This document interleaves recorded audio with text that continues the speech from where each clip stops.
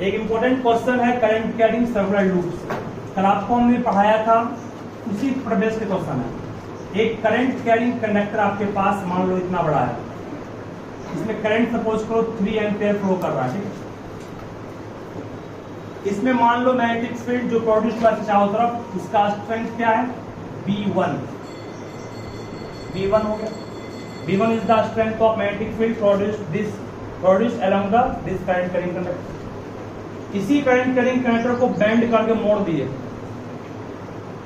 किसमें मोड़ दिए, इसको एक सर्कुलर लूप में मोड़ दिए। अभी भी इसमें करंट उतना ही फ्लो कर रहा है, एक तार है ना, तार को मोड़ करके सर्कल का रूप दे दिए। इसमें भी अभी भी करंट कितना फ्लो कर रहा है 3 एम्पियर ही कर रहा है। तो आपसे पूछेगा इसमें मैग्नेटिक फील्ड सपोज करो कि प्रोड्यूस हुआ V2, V1 बड़ा कि V2 बड़ा? V1 बड़ा कि V2 बड़ा? V2 बड़ा होगा। मैग्नेटिक फील्ड 2 जो होगा वो बड़ा होगा किसके 1 के। कहोगे क्यों? जी आप लोग पढ़ते हैं एक वायर है, एक वायर को रेक्टेंगल में आपने मोड़ा, उसी वायर को स्क्वायर में मोड़ा, किसने अधिक एरिया को पाई किया? ऐसा क्वेश्चन भी आता है। उस तरह से एक वायर को सर्कल में मोड़े तो इसका फील्ड और इसके फील्ड में अधिक फील्ड होता है। मैग्नेटिक फील्ड किसका? सर्कुलर लूप का होगा। अगर करंट भी सेम है, तार सेम ही है, इसी वायर को मोड़ के एक सर्किल रूप दे दिए घुमा कर। दोनों में फील्ड स्ट्रेंथ इसका अधिक होगा, इसका कम होगा, इसलिए V2 को बड़ा लिखे किससे? V1 से। सवाल क्यों होता अधिक? इसका एक कारण है। कारण क्या है? जब इसका हम डायग्राम ड्रॉ करेंगे, अभी कल भी आपको शायद ड्रॉ किए थे हम, उस फिगर को आप लोग समझिएगा ध्यान से, तो आपको समझ में आ जाएगा अधिक क्यों होता है। मान लिया जाए ये करंट कैरिंग सर्कुलर लूप था, एकदम ध्यान से वो समझोगे। This is a current carrying circular loop. इस करंट कैरिंग सर्कुलर लूप के इस किनारे को हमने किससे ज्वाइन किया? इसके 2 किनारे हैं ना, दोनों एंड को हम लोग फ्री करके दोनों को ज्वाइन किससे करते हैं? बैटरी या जहां में आपको भी सेम फिगर यूं ही इस तरह ड्रॉ करना है। बैटरी या सेल से इसको ज्वाइन किए, ज्वाइन कर दिए। ये क्या हो गया प्लस, ये क्या हो गया माइनस। करंट इन किया, करंट इस तरह से आगे बढ़ रहा है, सही है। अभी हमने सिर्फ करंट के डायरेक्शन को शो किया ना, चला गया, ठीक है। उसके बाद क्या है, इसका फील्ड लाइन को ड्रॉ करने क्या करते हैं? 2 सेगमेंट लेते हैं, just diametrically opposite segment. Diametrically opposite मतलब क्या? या तो इस दोनों को लोगे आमने सामने, या इस दोनों को लोगे ये भी आमने सामने, या इस दोनों को ये भी आमने सामने, मतलब किसी भी 2 डायमेट्रिकली अपोजिट सेगमेंट को लेंगे। क्यों लेते हैं? इसका यूज आपको अच्छा से समझ में आएगा क्लास 12 में। फिलहाल इतना रखिए, डायमेट्रिकली अपोजिट लेना है। एक सेगमेंट इस टुकड़ा, बहुत स्मॉल टुकड़ा, एक सेगमेंट यहाँ पर लिए, दूसरा सेगमेंट यहाँ लिए। एरो के ही पास लीजिए ताकि आपको समझने में दिक्कत नहीं। वैसा नहीं कि एरो सिर्फ यहीं है, यहाँ भी सकते हो, यहाँ भी सही है, यहाँ भी सही है, ठीक है। दोनों डायमेट्रिकली अपोजिट सेगमेंट है। ये पूरे का लेंथ अगर मान लो L है, स्मॉल लेंथ को लोग कल क्या दिखाए थे? डियर, बहुत स्मॉल लेंथ को डियर करते। बहुत बड़ा टाइम P है, स्मॉल टाइम को dt। बड़ा मोमेंटम P है, स्मॉल मोमेंटम को dt। चलिए, बहुत स्मॉल मोमेंटम, बहुत स्मॉल लेंथ। चलिए यहाँ इस कल आपको ये पढ़ाए थे कि एज्यूम किए थे कि बहुत छोटा सेगमेंट जो है किसी लूप का, वो कर्व होने के बाद भी किस रूप में काम करेगा? स्ट्रेट। मतलब ये आपके लिए क्या बन गया? Straight current carrying conductor in upward direction. ये भी स्ट्रेट ही है ना, बट डायरेक्शन क्या डाउनवर्ड। मींस यहाँ पर एक एजम्पशन था कि अगर हम लोग किसी सर्कुलर लूप का बहुत स्मॉल पोर्शन लेंगे तो वो एक स्ट्रेट करंट कैरिंग कंडक्टर बन जाएगा। ये भी क्या बन जाएगा? जैसे आप लोग क्लास पढ़िएगा, 10 में पढ़िएगा ऑप्टिक्स में, कि अगर ये एक स्फीयर है, ग्लास मान लो कांच है, इसको यहां से काट दिए, बोलो कौन, और इस तरह पेंट कर दिए, कौन सा मिरर बन गई? कन्वेक्स मिरर बन गया। यहां से काटे, इसको पेंट किए, क्या बन गया? ये कनकेव। पढ़ना है। अगर इसका बहुत छोटा सा पोर्शन काटेंगे, बहुत स्मॉल पोर्शन, बनेगा ये भी। इसे कौन सा मिरर कहेंगे? मतलब प्लेन मिरर भी इसी से प्राप्त होता है। कनकेव किसी से मिला है, कन्वेक्स किसी से, बट प्लेन क्या है, बहुत बड़े स्फीयर का स्मॉल पार्ट है। अर्थ बहुत बड़ा है, उसका एक छोटा सा पोर्शन जहां हम रह रहे हैं वो लगता है प्लेन है, वैसे यहाँ भी बोला गया एक स्फीयर का बहुत स्मॉल पोर्शन क्या होगा, एक स्ट्रेट या प्लेन पार्ट के रूप में काम करेगा, वही यहाँ पर ये, ठीक है। चलिए अब इसके चारों तरफ फील्ड पढ़ाएं कैसा होता है, एक करंट कैरिंग कनेक्टर के चारों तरफ फील्ड पढ़ाएं इससे कैसा होता है, इस तरह का होता है। इस छोटे सेगमेंट के चारों तरफ फील्ड क्या इस तरफ बनेगा, इस तरह से वो लोग कर रहे हैं, सही है ना। इसका मतलब पढ़ाई पे क्या होता है, ये आगे क्लोज है कि नहीं है, क्लोज है, बट सबको क्लोज करना जरूरी नहीं है, तो आगे फैल रहा है, इस तरह फैलते फैलते मान लो कि ये इस तरह चला गया, ठीक है।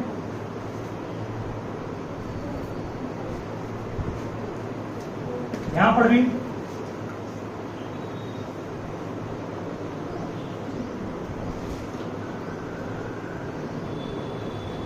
सही है, बीच में एकदम बिल्कुल स्ट्रेट हो जाएगा,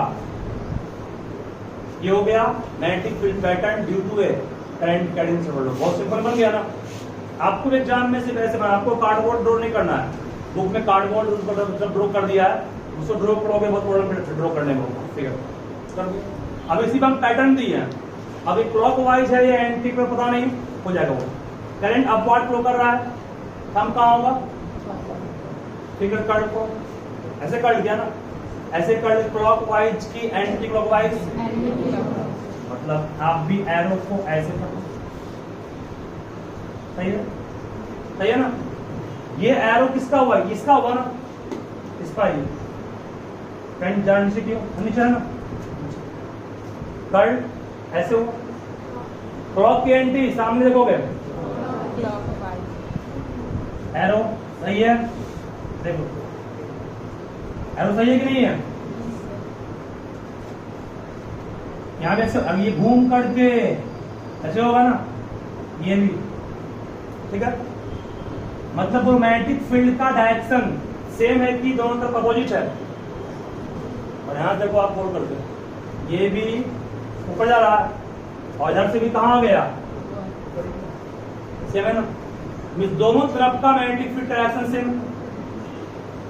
अब आप बोले मैग्नेटिक फील्ड वेक्टर है कि स्केलर है, वेक्टर। एक बॉडी है, इस पर 5 न्यूटन फोर्स तुम इधर लगाए और वही 5 न्यूटन फोर्स दूसरा आदमी 10 इधर लगाया, नेट फोर्स कितना काम कर रहा है इस पर, 15 न्यूटन का। इसी बॉडी पर अगर अपोजिट फोर्स काम करता है, एक इस तरफ एक इस तरफ, तो नेट फोर्स क्या होता, दोनों का डिफरेंस घट जाता। इसका मतलब जब मैग्नेटिक फील्ड सेम डायरेक्शन सब जा रहा है, सब फील्ड लाइन सेम है, तो मैग्नेटिक फील्ड का स्ट्रेंथ घटेगा बढ़ेगा, बढ़ जाएगा। इसीलिए कह सकते हैं कि मैग्नेटिक फील्ड का स्ट्रेंथ सर्कुलर लूप में अधिक होता है, किसकी अपेक्षा, उसी वायर की अपेक्षा जिसमें सेम करंट कैरी कर रहा है बट वो स्ट्रेट है, ठीक है। एग्जाम में क्वेश्चन पूछ सकता है, if you have given 2 wires of same length, one is bent into a circular loop and one remains straight and current flowing in them is same, then which one will produce more magnetic field या more powerful magnetic field, बोलना पड़ेगा sir. why? क्योंकि इसका हर एक segment, हर एक टुकड़ा magnetic field produce करेगा, हर टुकड़े का मैग्नेटिक फील्ड का रिएक्शन क्या होगा, सेम होगा, और वो सब आपस में ऐड सब मतलब जुड़ जाएगा, जुड़ने के बाद स्ट्रेंथ क्या होगा, बढ़ जाएगा। क्योंकि वेक्टर जब सेम दिशा में काम करता है, रिएक्टेंट उसको बढ़ाने का काम करता है, ना कि डिक्रीज करने का काम करता है, ठीक है ना। इसका एक एग्जैक्ट आंसर हो जाएगा कि why magnetic field strength increases when we bend the same wire carrying same current into a circular loop, ठीक है। ये क्वेश्चन लिखा दे क्या, ठीक है, सब ड्रॉ कर लिए उसका। सुनो यहाँ पर नोट नहीं करना, ये पूरा हो गया। फिगर आपको एग्जैक्ट ड्रॉ करना है, ऐसे ये फिगर ड्रॉ कैसे कि सब सीखे गए, यूज किसका किए, पीछे वाले कंसेप्ट का।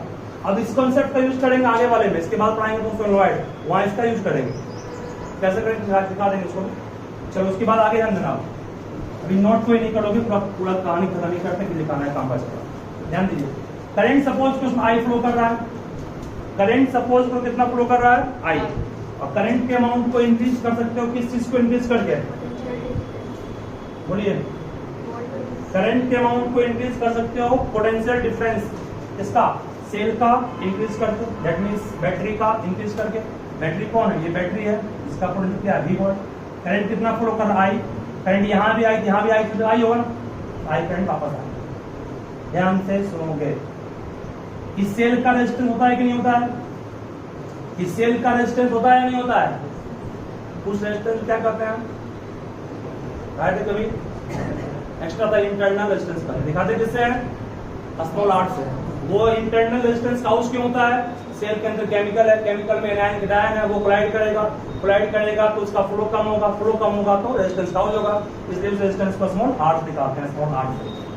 बट 10 तक आपको ये नहीं करना है, इसको ध्यान रखिएगा। चलिए स्टार्ट करते हैं। अगर 10th में कोई क्वेश्चन आ गया कि इंटरनल रेजिस्टेंस है, आई का फॉर्मूला क्या होगा? V बाय आर, नहीं आर प्लस आर, ऐसे V आर पढ़े ना उनको में। चलिए स्टार्ट करते हैं आगे। फिर ये हो गया। हाँ, सबसे पहला क्वेश्चन पूछता है इसमें कि मैग्नेटिक फील्ड का स्ट्रेंथ सबसे अधिक कहां पर है? तो कहोगे सर सेंटर पर। Eight the centre the strength of magnetic field is maximum. कहोगे व्हाई? क्योंकि या ऐसे पूछेगा why the magnetic field increases eight the centre. Centre पर मैग्नेटिक फील्ड स्ट्रेंथ क्यों बढ़ गया? क्योंकि इस तरफ का भी फील्ड लाइन रह गया और इस तरफ का भी फील्ड लाइन रह गया। दोनों तरफ का फील्ड लाइन यहाँ क्या कोइंसाइड कर गया ना, कटा नहीं है, कोइंसाइड किया है। हम आपको प्रॉपर्टी में लिखा है कि मैग्नेटिक फील्ड कटता नहीं है आपस में, बट कोइंसाइड तो कर सकता है। कोइंसाइड मतलब एक दूसरे को ओवरलैप कर सकता है। देखो, इस दोनों को इंटरसेक्टिंग कहेंगे, जबकि ये और ये अभी मान लो इस दिशा में है, और करीब लाए और करीब लाए और करीब आया। अब बोलो क्या कर गया दोनों आपस में? कोइंसाइड कर गया ना, इसको इंटरसेक्टिंग नहीं कहेंगे। इंटरसेक्टिंग मतलब एक पॉइंट पे कटेगा, एक पॉइंट पे नहीं कटा, बल्कि आपस में क्या कहे? कोइंसाइड कर गया। जब मैग्नेटिक फील्ड लाइंस दोनों तरफ का कोइंसाइड कर गया तो यहाँ पर इस तरफ का भी फील्ड कंट्रीब्यूट किया और इस तरफ का भी फील्ड कंट्रीब्यूट किया, दोनों मिलाकर के यहाँ स्ट्रेंथ बढ़ जाएगा ना। एग्जाम में क्वेश्चन पूछेगा why the magnetic field strength increases eight the centre, बोलना पड़ेगा because the magnetic field lines from both sides adds up. इस एड का मतलब भी होता है जोड़ना। इस एड का मतलब भी क्या होता है? ए डबल डी होता है, जानते हैं हम लोग इसको है। ए आई डी का मतलब भी क्या होता है? जुड़ना। ठीक है, यहां पर ये वर्ड यूज कर सकते हो। Because magnetic field lines from both side of the loop will adds up at the centre या coincide up at the centre, that's why magnetic field strength increases. ये पहला इंपॉर्टेंट क्वेश्चन। फिर magnetic field lines कैसा होता है centre पर? देखिए, अभी ये बिल्कुल कर्व था, कर्व बढ़ गया, कर्व और बढ़ गया। देखो, अभी ऐसे था, ऐसे हुआ, यहाँ पर और ऐसे हुआ, और यहाँ पर लगभग क्या हो गया? Magnetic field lines are nearly straight at the centre. दूसरा नहीं, लगभग बढ़ते बढ़ते बढ़ते स्ट्रेट नहीं हो गया। Magnetic field lines are nearly straight at the centre of the loop. Magnetic field increases क्यों हो गया? अब मैग्नेटिक फील्ड लाइन किन किन बात पर डिपेंड करता है, उसके लिए आपको हम बार बार कहते हैं, दिखाएंगे फॉर्मूला ये है कि strength of magnetic field at the centre of current carrying loop equal to mu naught by 2 into I by R. कहोगे सर ये क्या क्या लिख दिया? म्यू नॉट जानते हो क्या कांस्टेंट है? मतलब आपको नहीं है सर, ये इसको ओरिजिनल फॉर्म लिखा दें, mu naught by 4 pi into 2 pi I into N. देखो ऐसा करने का मकसद तो क्या है कि इसका मान आपको हम रटवाए थे, कितना होता है? कितना? 10 पावर पाई का मान 22 खुद कर दो। करंट का अमाउंट जानते ही क्या हो? आर क्या है? आर को बच्चों कहते हैं रेडियस। एन क्या है? एन को कहते हैं number of turn, number of. ठीक है, मैग्नेटिक फील्ड किन किन बात पर डिपेंड किया? पहला करंट पर, कैसे? Directly inversely, clear? Magnetic field दूसरा डिपेंड किस पर किया? नंबर ऑफ टर्न पर, डायरेक्टली इनवर्सली, डायरेक्टली ये भी। तीसरा मैग्नेटिक फील्ड डिपेंड किया किस पर? इनवर्सली, किसके? रेडियस। ठीक है, ये फॉर्मूला से आप क्लियर कर सकते। अब कौन से ये फॉर्मूला कहां से लाए? ये फॉर्मूला एक लॉ से आया, जैसे न्यूटन्स लॉ से फॉर्मूला आया था F = ma, उस तरह से एक लॉ है जिस लॉ का नाम है बायो-सावर्ट लॉ। उस लॉ से इस फॉर्मूला को प्रूव किया गया, बायोट-सैवर्ट लॉ पर, उसी लॉ से इस फॉर्मूला को प्रूव किया गया जो आपको अभी नहीं पढ़ना है। इस लॉ से हम इसका भी प्रूफ किए, जो फॉर्मूला इसके पीछे प्रूफ किए थे μ0/4π × 2y/r, वो भी इसी से प्रूफ हुआ है। सोलेनॉइड का भी इसी प्रूफ होगा, सारा प्रूफ इसी से करेंगे, जिसको बायोट-सैवर्ट लॉ कहते हैं। ठीक है, तो आपको इतना आपको बस ये फॉर्मूला ध्यान रखना है। कंपटीशन में क्वेश्चन पूछे भी इसका तो इसे तुम जवाब दे दोगे। एक current increases 4 times, then how many times magnetic field increases? हो गए 4 टाइम्स। एक current increases, number of turn increases 4 times, field as well 4 times. Radius decrease करेंगे, करंट डिक्रीज करेंगे। अब इस पर हम क्वेश्चन देखो जनरेट करेंगे अलग ढंग से। क्यों करता है इंक्रीज? ध्यान देना, एकदम सिंपल में मैग्नेटिक फील्ड डायरेक्टली करंट के कैसे? करंट बढ़ेगा, करंट बढ़ेगा तो क्या बढ़ेगा? मैग्नेटिक फील्ड, मैग्नेटिक फोर्स बढ़ेगा। करंट के बढ़ने से मैग्नेटिक फोर्स बढ़ेगा तो मैग्नेटिक फील्ड ऑटोमेटिक बढ़ जाएगा। नंबर ऑफ टर्न का मतलब क्या होगा? मान लो कि तुम्हारे पास एक वायर है, एक वायर अभी इस तरह दिया हुआ, उसमें मात्र एक ही टर्न है, एक टर्न। एक और तार लिए, उसको इसी के ऊपर लपेट दिए, बोलो ये टर्न थोड़ा थिक होगा कि नहीं होगा? थोड़ा सा थिक हो जाएगा। और एक रिपीट दे दिए, और थोड़ा थिक होगा, और इसका थिकनेस घट रहा है कि बढ़ रहा है? बढ़ रहा है। और दिएंगे टर्न, और थिक होगा, इसका मतलब थिकनेस बढ़ रहा है। थिकनेस बढ़ रहा है मतलब CSA बढ़ रहा है, CSA बढ़ रहा है मतलब रेजिस्टेंस घट रहा है। अरे थिकनेस बढ़ रहा है मतलब क्रॉस सेक्शन एरिया बढ़ रहा है। क्रॉस सेक्शन एरिया और रेजिस्टेंस के बीच संबंध पढ़े और यूनिवर्सिटी का होता है। रेजिस्टेंस जब CSA बढ़ेगा रेजिस्टेंस घटेगा, रेजिस्टेंस घटेगा तो करंट बढ़ेगा, करंट बढ़ेगा तो फील्ड बढ़ेगा, इसलिए आगे नंबर ऑफ टर्न बढ़ेगा। ठीक है, ठीक है ना? नंबर ऑफ टर्न बढ़ेगा, फिर सुन, नंबर ऑफ टर्न बढ़ने का मतलब क्या हुआ? वायर थिक होना, मोटा हो जाएगा। एग्जांपल है, अच्छा मान लो कि ये हमारे पास ये वायर है, ठीक है, बोले इसका थिकनेस घटा के बढ़ गया, अब और बढ़ गया, नंबर ऑफ टर्न बढ़ रहा ना। वो वायर पहले इतना ही बड़ा था, अभी उतना ही बड़ा है, अभी भी उतना ही बड़ा है, लेकिन क्या बढ़ गया इसका? थिकनेस। CSA बढ़ गया, CSA बढ़ गया, CSA बढ़ गया, रेजिस्टेंस घट गया, रेजिस्टेंस घट गया, करंट बढ़ गया, करंट बढ़ गया तो फील्ड बढ़ गया। ठीक है, और इस चीज को आप ध्यान रखो, ये दोनों हमेशा सही है, ऑलवेज सही है। मतलब क्या ऑलवेज सही? मतलब हो गया कि चाहे वो स्ट्रेट करंट कैरिंग कंडक्टर हो, सर्कुलर लूप हो, सोनोइड हो, टोरॉइड हो, सबके लिए करंट बढ़ाओगे फील्ड बढ़ेगा, नंबर ऑफ टर्न बढ़ाओगे तो फील्ड बढ़ेगा, सबके लिए मान लेंगे। सिर्फ रेडियस सर्कल में होता है ना, इसीलिए सर्कल लिख दिए। और यही आर रेडियस यहाँ पर, वही आर वहां क्या बन जाता है? याद है, यह स्ट्रेट था, करंट आई फ्लो कर रहा, इस पॉइंट पर निकालना किस डिस्टेंस को आर कहते हैं, वहां डिस्टेंस बन गया था। सर्कल में रेडियस, वहां पर डिस्टेंस। ठीक है, याद रहेगा। चलिए, क्वेश्चन बोलेगा आपसे, if you increase the strength of current then what will be effect at the magnetic field? It also increases proportionally. 3 time बढ़ाएंगे 3 टाइम बढ़ेगा, 2 टाइम बढ़ाएंगे 2 टाइम बढ़ेगा, इसको हाफ करेंगे ये हाफ हो जाएगा। नंबर ऑफ टर्न बढ़ेगा तो फील्ड बढ़ेगा। कंसेप्ट क्या है? रेडियस का सिखा दिया। और रेडियस के बढ़ने से, रेडियस बढ़ेगा तो मैग्नेटिक फील्ड घटेगा। कहोगे क्यों सर? सिंपल ये भी है।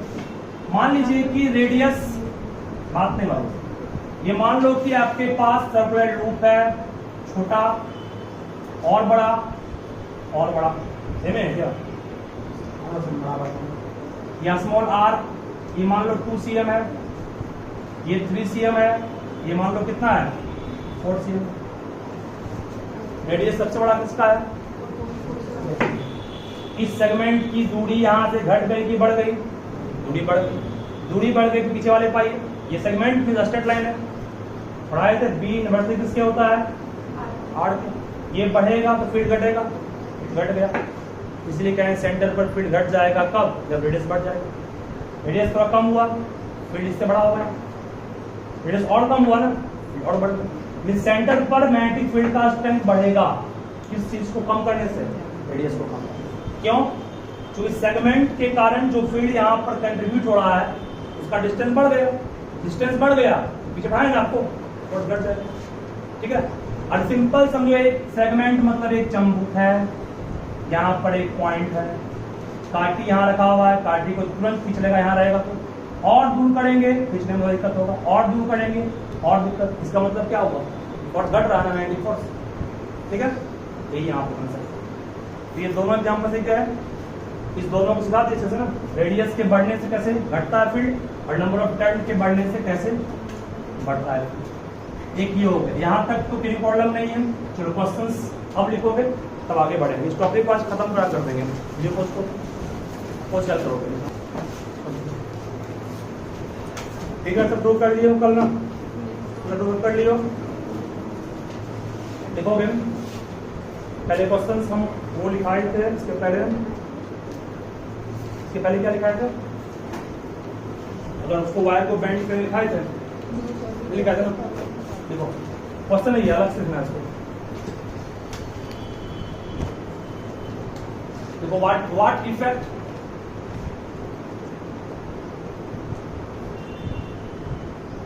change in magnetic field,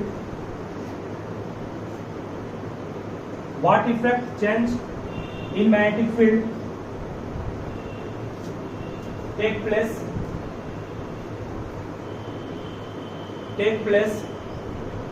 when a straight current carrying conductor, short में SCCC, when a straight current carrying conductor is bent BENT, bent means मोड़ना होता है, is bent in circular loop, इसका आंसर तो कर लो सब कुछ है ना, तो बढ़ेगा बढ़ जाएगा, क्यों सिखा दिया ना इसको। नेक्स्ट क्वेश्चन, नेक्स्ट इसका फिगर ड्रॉ कर लीजिए इसका। देखो यहाँ पर फिगर ड्रॉ करने के बाद, फिगर ड्रॉ कर लिए हो, उसके नीचे लिखोगे, फिगर ड्रॉ नहीं किया तो घर में कर लोगे, जगह छोड़ लो उसका, लिखोगे in the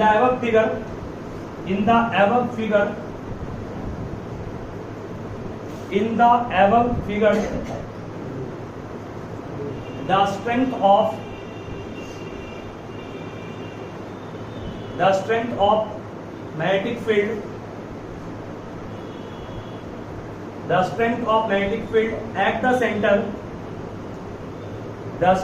magnetic field at the center, increases, the strength of magnetic field at the center increases because magnetic field line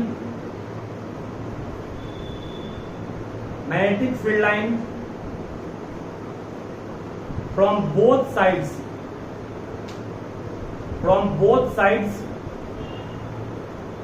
of the center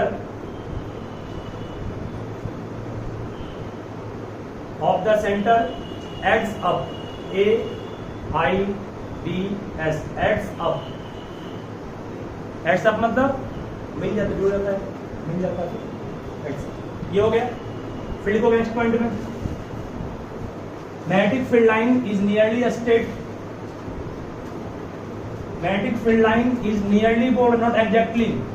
तो नियरली क्यों बोल रहे हैं, देखो यहाँ पर भी, क्योंकि ये होगा तो बाबू कर भी, जस्ट पाए थे एक बहुत बड़ा सा लूप है, उसका छोटा सा पोर्शन यहाँ होगा ना,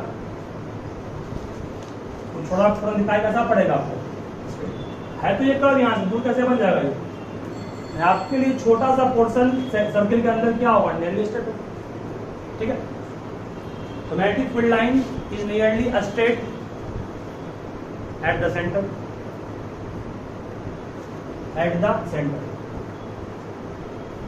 ठीक है, चलेगा ना। तो सेंटर पर मैग्नेटिक फील्ड का स्ट्रेंथ क्यों बढ़ता है, क्योंकि मैग्नेटिक फील्ड दोनों तरफ का यहाँ पर जुड़ जाता है, और दोनों तरफ का मैग्नेटिक फील्ड का डायरेक्शन भी क्या है, सेम है, ठीक है। तो उसके बाद वो next factor affecting,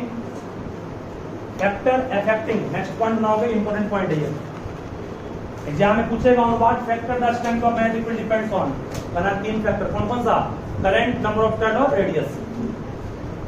factor affecting the strength of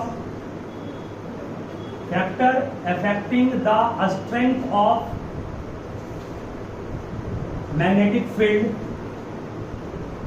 factor affecting the strength of magnetic field at the center of loop, at the center of loop, LOOP loop, loop के सेंटर पर मैग्नेटिक फील्ड का strength तीन factor पर depend करता है। देखो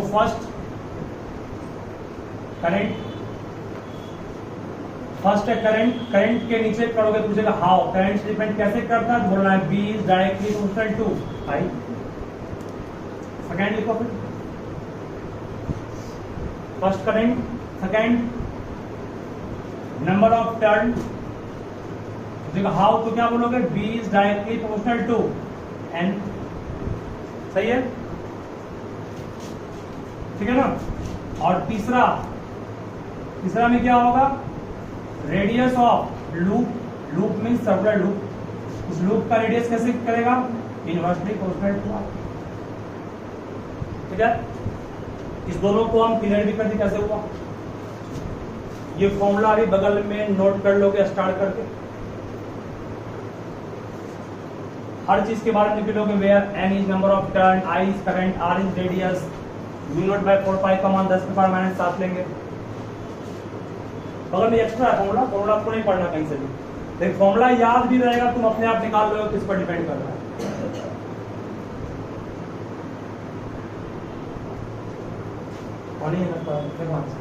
ये अगर करंट कैरिंग सर्कुलर लूप है, करंट इसमें फ्लो कैसे फ्लो करना, क्लॉकवाइज की एंटी क्लॉकवाइज, एंटी क्लॉकवाइज। घड़ी मान लो ऐसे, घड़ी में कांटा ऐसे मूव करेगा, उल्टा मूव करेगा तो क्या हो जाएगा, एंटी क्लॉकवाइज। मुझे सेंटर पर मैग्नेटिक फील्ड का डायरेक्शन क्या है, जिस तरह से Fleming Maxwell right hand thumb rule था किसके लिए, स्ट्रेट के लिए, सेंटर पर मैग्नेटिक फील्ड का डायरेक्शन क्या, एकदम ध्यान से इससे क्वेश्चन पूछता हमेशा हो।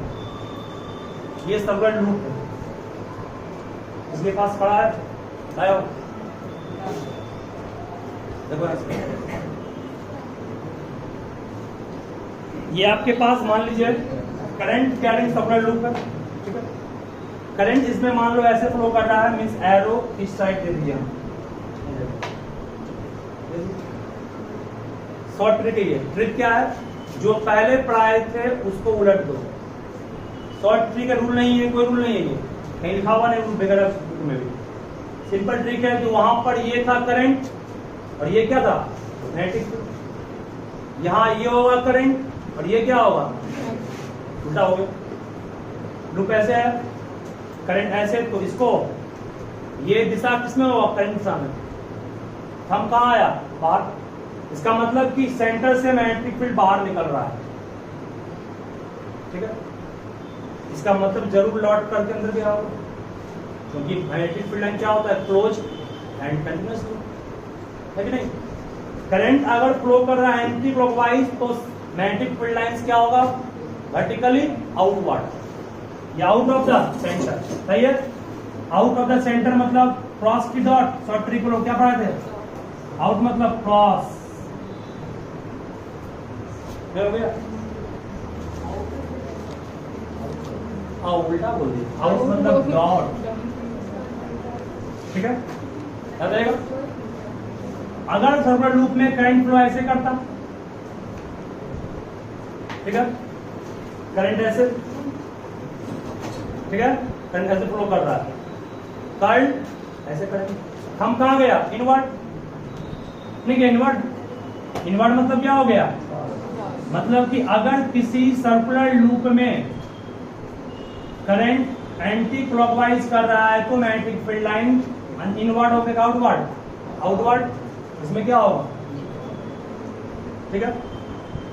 ये आंसर नहीं हो गया, आपसे पूछेगा ये मैग्नेटिक फील्ड प्रोड्यूस कर रहा है, इसका मतलब ये किस रूप में बिहेव कर रहा है, एज ए मैग्नेट। हर मैग्नेट के पास अपना होता है पोल, एक नॉर्थ पोल, एक साउथ पोल। बताओ इस सर्कुलर लूप का नॉर्थ पोल कहाँ है, साउथ पोल कहाँ है, ये क्वेश्चन पूछेगा, जब नहीं पूछेगा। करंट ऐसे फ्लो कर रहा है, करंट ऐसे किए, थंब बाहर आया, इसका मतलब ये फेस, फ्रंट फेस उसको आप देख रहे हैं, इसे मैग्नेटिक फील्ड बाहर निकल रहा है ना, जरूर ये फेस नॉर्थ पोल होगा। इसका बैक फेस हम देख रहे हैं पीछे की ओर, वो क्या हो गया, ठीक है। इसका मतलब current flows anticlockwise then front face act as north pole and back face act as south. क्योंकि नॉर्थ पोल से ही ना मैग्नेटिक फ्रेंड बाहर निकलता है, बाहर निकल रहा है ना, फ्रंट फेस नॉर्थ हो गया, बैक क्या आपने साउथ हो गया। अगर करंट इसमें फ्लो कर रहा है क्लॉकवाइज, क्लॉक की हम इनवर्ड गया, इनवर्ड का मतलब ये इसमें करंट इन कर रहा है मैग्नेटिक फील्ड, इसका मतलब जरूर फ्रंट फेस क्या होगा साउथ पोल, तो निकला होगा पीछे से, वो क्या हो गया होगा, याद रहेगा ना। ये शॉर्ट ट्रिक है, इससे बेस्ट कोई ट्रिक नहीं है। और ऐसे बुक का रूल क्या है, बुक का रूल हटवाने वाला रूल है, हटवा दिया क्लॉक फेस रूल लिख दिया, तो एग्जाम में आएगा एक लिखते हुए, एग्जाम में क्वेश्चन पूछेगा तो ये नहीं लिखना, मैं आज बोले मत लिखना,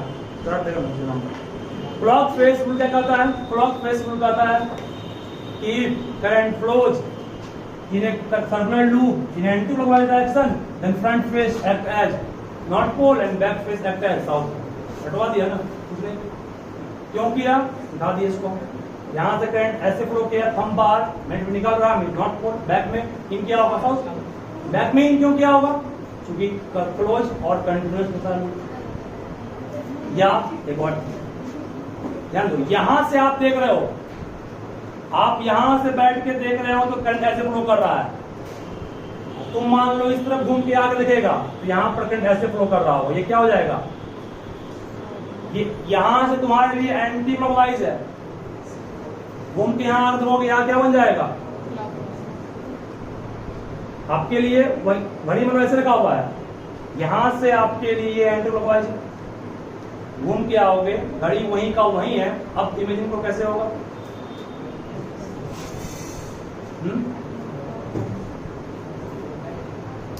थोड़ी अभी एंटी क्लॉकवाइज, अभी एंटी क्लॉकवाइज है, ऐसे मूव कर रहा है, घड़ी आप यहाँ देख रखा हुआ, मान पीछे रखा हुआ है तो लग रहा है एंटी क्लॉकवाइज है, ठीक है। याद है इतना जो बोले उसको याद रखिए। मैग्नेटिक फील्ड का सिंपल में तरीका निकालने का सिखा दिए, मतलब कि ये फेस किस रूट में एक्ट करेगा, नॉर्थ की साउथ, नॉर्थ, बुक में क्या किया ऐसे बना दिया इसको, एंड बुक में क्या किया इसको एस, मतलब फ्रंट फेस क्या हो गया यहाँ पर नॉर्थ, नॉर्थ लग रहा है कि नहीं, देखो तो है ना, नहीं ये साउथ रटना है वक्त से। एग्जाम में आपको भी आएगा स्ट्रेट क्लॉक फेस रूल, यही दो फिगर ड्रॉ कर दोगे और लिख दोगे if current flows in the loop in anticlockwise direction then front face act as north pole and back face south, तो यहाँ पर होगा, ठीक है। लेकिन तरीका निकाल दिखा दिए, यही काम पढ़ जगह आएगा, इसका हम ये तो भूल जाओगे तुम कितना देगा। एक ये हो गया, एक और सिखा रहे हैं, ये हम उसको उस समय पढ़ाना भूल गए थे, सुन लो बात नोट नहीं करना। एक आपको पढ़ाए थे Maxwell right hand thumb rule, है ना, Maxwell right hand thumb rule, इसी का एक और नाम है मैक्सवेल, बुक में दिया है इसलिए इसको पढ़ा देते हैं, कॉर्ड अस्क्यू रूल। क्या है कॉर्ड अस्क्यू, ये क्या होता है, देखो ये अच्छा तरीका है, ये थोड़ा सा कॉम्प्लेक्स है। करंट ऐसे फ्लो कर रहा है, करंट ऐसे फ्लो करंट ऐसे फ्लो कर रहा है, मैग्नेटिक फील्ड ऐसे होगा, मतलब क्या हो गया एंटी क्लॉकवाइज, सही है। करंट ऐसे फ्लो कर रहा है, मैग्नेटिक फील्ड ऐसे हुआ, क्या हो गया क्लॉकवाइज। करंट इनवर्ड जा रहा है, फील्ड क्लॉकवाइज। ये मान लीजिए हमारे पास एक, ये मान लो वो स्क्रू है, क्या है ये स्क्रू, ये दीवार है मान लो ये स्क्रू, ठीक है, ये स्क्रू ऐसे। करंट क्या बोला आपको, करंट अंदर गया था तो क्या था क्लॉकवाइज, और करंट बाहर आएगा तो क्या होगा, बोलो ये ढक्कन किधर घूम रहा है, क्लॉक की एंटी क्लॉकवाइज, यहां देखोगे करंट कैसे घूम एंटी क्लॉकवाइज, ढक्कन बाहर के अंदर आ रहा है, इसका मतलब करंट बाहर आ रहा है, कब जब फील्ड जाएगा एंटी क्लॉकवाइज, समझ गया ना। हाथ देखोगे क्या हो रहा है क्लॉकवाइज, टाइट हो रहा है ना, स्क्रू टाइट होगा तब जब इन करेगा और फिगर घुमाएंगे, इसको आउट करोगे, ठीक है, क्या रहेगा? यहाँ पर इसको कहाँ खोलते हैं हम? ढक्कने खोल दिए। चलिए ये टॉपिक खत्म हो गया। ये पूरा मैग्नेटिक फील्ड आपका इस लूप पर खत्म हो गया। बचा है सोनोइड, इसको लिखाना बाकी है। लिखोगे फर्स्ट लूप डायरेक्ट, हाँ ये नोट करो, ठीक है, नोट करो उसको।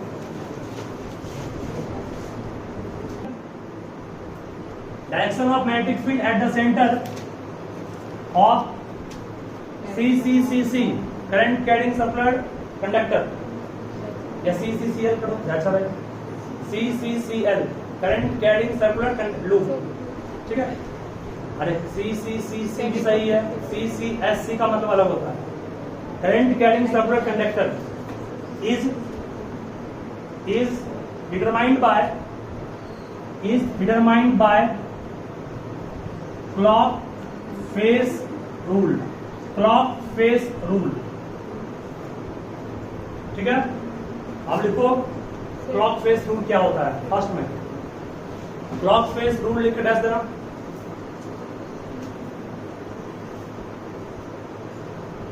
तो if current flowing in a conductor, if current flowing in a loop, if current flowing in a loop is in, if current flowing in a loop is in anti-clockwise direction, then front face, then front, F-R-O-N-T, front means सामने वाला, then front face act as north pole, then front face act as north pole, while WHIL, while जबकि while back face act as south pole, while back face act as south pole and vice versa। vice versa का meaning क्या हो गया? Current अगर clockwise तो ये south pole, वो north. तो सेकंड लोग देखो ना। चलो इसका प्रॉब्लम एक से एक है, वो हम लोग कल करेंगे। कल इसके प्रॉब्लम पर पूरा काम होगा। इंपोर्टेंट क्लास कल का, आपसे कोई नहीं कीजिएगा।